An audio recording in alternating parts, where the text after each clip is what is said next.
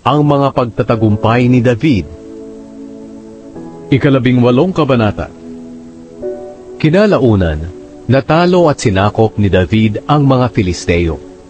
Inagaw niya sa kanila ang Gat at ang mga baryo sa paligid nito. Natalo rin ni David ang mga Moabita at sinakop niya sila at nagbayad sila ng buwis sa kanya. Nakipaglaban din si David kay Haring Hadadezer ng Zoba hanggang doon sa Hamat, noong naglakbay si Hadadezer sa pagsakop sa mga lupaing malapit sa ilog ng Euphrates. Naagaw ni na David ang 1,000 niyang karwahe, 7,000 mga ngarwahe, at 20,000 sundalo. Pinilayan ni na David ang mga kabayo na humihila ng mga karwahe, maliban lang sa 100 na itinira nila para gamitin. Nang dumating ang mga Arameo mula sa Damascus para tulungan si Hadadezer, pinatay nila David ang 22,000 sa mga ito.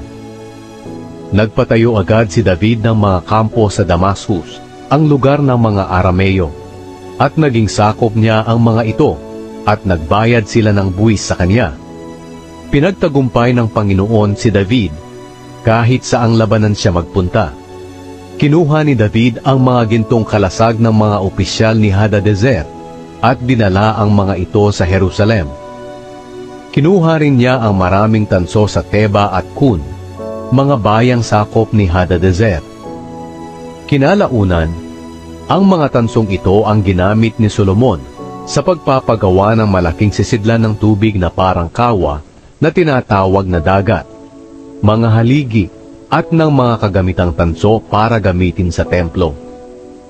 Nang mabalitaan ni Haring Tou ng Hamat na tinalo ni David ang buong sundalo ni Haring Hadadezer ng Zoba, pinapunta niya ang anak niyang si Hadoram kay Haring David para kamustahin at batiin sa pagkakapanalo niya kay Hadadezer.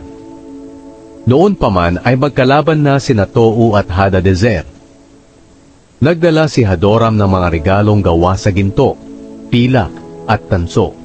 Inihandog ito ni Haring David sa Panginoon, gaya ng ginawa niya sa mga pilak at ginto na naagaw niya mula sa mga sumusunod na bansa, ang Edom, Moab, Ammon, Filistia at Amalek. Si Abishai na anak ni Zeruya ay nakapatay ng 18,000 Edomita sa lambak ng Asin. Naglagay si David ng mga kampo sa Edom at naging sakop niya ang lahat ng Edomita. Pinagtagumpay ng Panginoon si David saan man siya pumunta para makipaglaban.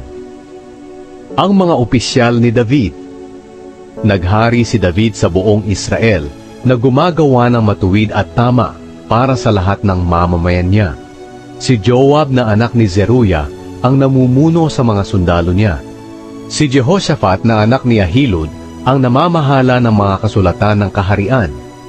Sina Zadok na anak ni Ahitub at si Ahimelech na anak ni Abiatar ang mga pari.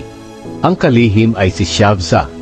Si Benaya na anak ni Jehoiada ang pinuno ng mga Kereteo at Peleteo. At ang mga punong opisyal ni David ay ang kanyang mga anak na lalaki.